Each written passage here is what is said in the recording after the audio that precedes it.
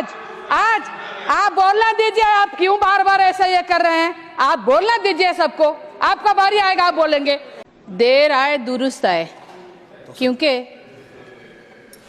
हम लोग बहुत बार ये डिस्कशन करने के लिए डिमांड किए हैं कि मणिपुर के ऊपर चर्चा हो, चर्चा हो, चर्चा हो।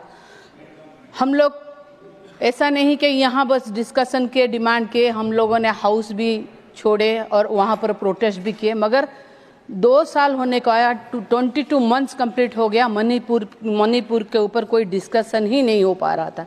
आज चलो जो हो, ये डिस्कशन तो कम से कम जो बजटरी अप्रोप्रिएशन बिल का डिस्कशन मणिपुर के असेंबली में होना चाहिए, मगर हम लोग क्योंकि यहाँ पर राष्ट्रपति जी का शासन लागू हुआ है, यहाँ पर हम लोग आज डिस्कशन कर रहे हैं।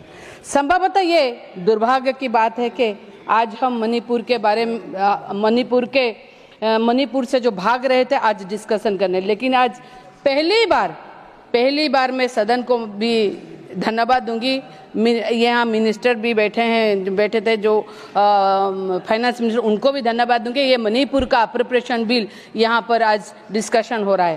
पहले तो मैं चाहूंगी कि आप स्पष्ट कीजिए मणिपुर भारत में है या नहीं, क्योंकि इतना सब कुछ हो गया, मणिपुर का डिस्कशन भी नहीं हो पाया, मणिपुर को कोई गए भी नहीं, जो जाना चाहिए जो माननीय प्रधानमंत्री जी को वो भी नहीं गए, मणिपुर को जो जाना चाहे उनको भी रोका गया।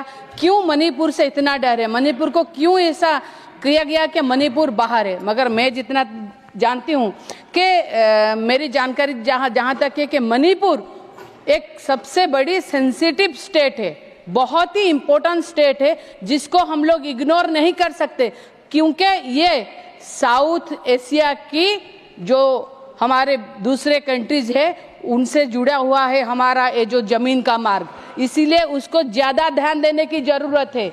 आप उसको ध्यान नहीं दिए। देखिए ये क्योंकि म्यांमार हो, वियतनाम हो, सिंगापुर हो, ये सब इससे रास्ते से जुड़े हुए हैं। और हम देखें तो नेताजी सुभाष चंद्र बोस, उसको हम कभी डिनाई नहीं कर सकते। नेताजी सुभाष चंद्र बोस सिंगापुर से अपनी मुक्ति सेनानी को लेके मणिपुर के रास्ते से आए भारत, और वही मणिपुर में पहला भारत का झंडा गाड़े थे, और वो आज भी है वहाँ पर। तो फिर हम मणिपुर से क्यों भाग रहे हैं? किस लिए भाग रहे हैं? आज आप बोलना दीजिए, आप क्यों बार बार ऐसा ये कर रहे हैं? आप बोलना दीजिए सबको, आपका बारी आएगा, आप बोलेंगे।